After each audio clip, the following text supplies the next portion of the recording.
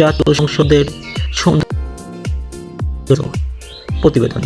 হাসনাত আব্দুল্লাহ সংসদে ভুলে মন্ত্রী সালাউদ্দিন স্বরাষ্ট্রমন্ত্রী না বলে জনাব সালাউদ্দিন সাহেব বলেছেন, কারণ সংসদে যিনি যে পদে তাকে সেটা ডাকার নিয়ম। এরপর হাসনাত আব্দুল্লাহ নিজের ভুল বুঝতে পেরে বলেন, আমার বয়স এখন 27.5 বছর।